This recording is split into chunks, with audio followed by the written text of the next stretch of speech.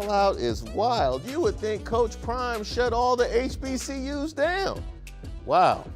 All right, welcome to Open Mic. We like to start the show with a few stories or a hot take on a story you're not likely to see anywhere else. I'm from gorgeous Prince George's, and now I spill the tea in D.C., so you know these jokes come from a place of love, if in fact that was something I was capable of. Let's start things off at FedEx Field, where Washington Commanders defensive tackle Jonathan Allen said he'll give away tickets to the next game against the New York Giants at FedEx Field just to make sure the team has fan support.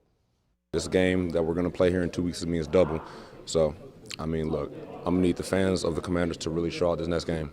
I'm going to provide as many free tickets as I can. We need everybody there. This game could be the season. So we need full support. We need that stadium rocking.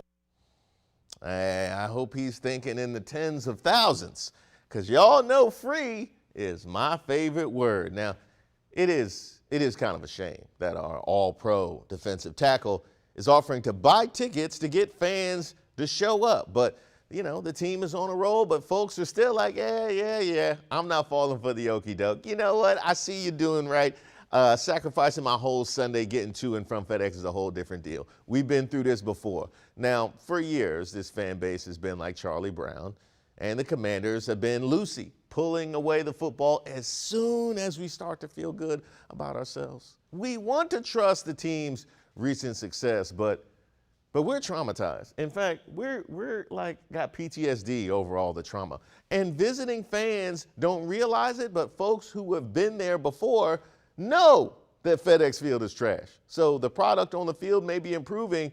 So the team, why don't you go ahead and improve the game day experience? Now, I'm not going to hold my breath waiting for that, but I will wish the team good luck. Also, I'm going to need 5 of those free tickets, Jonathan. I appreciate you, man.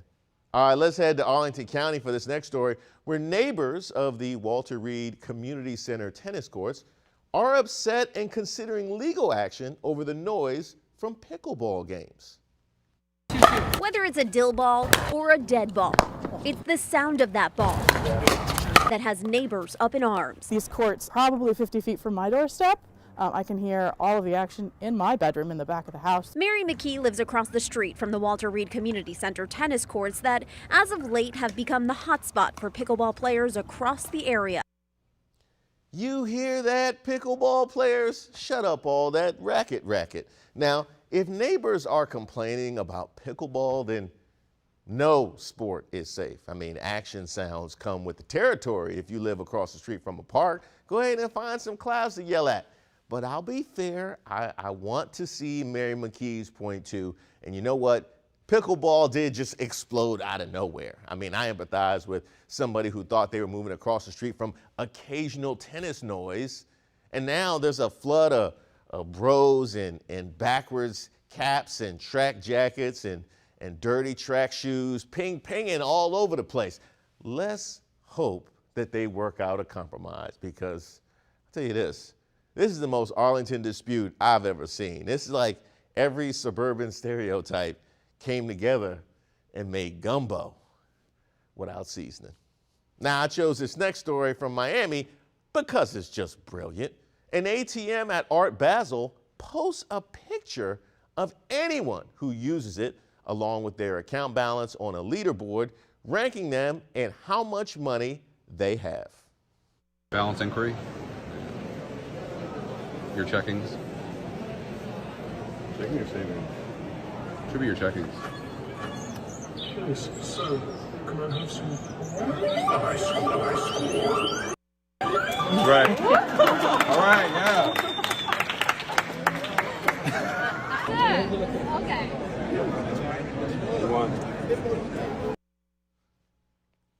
That, by the way, is recording artist Diplo making it to the top of the leaderboard with his $3 million account balance. Now, he had shot that for his own social media, because you see the tag there. Could you imagine if he would have been like midstream, like if we just, that was the way we found out Diplo was broke?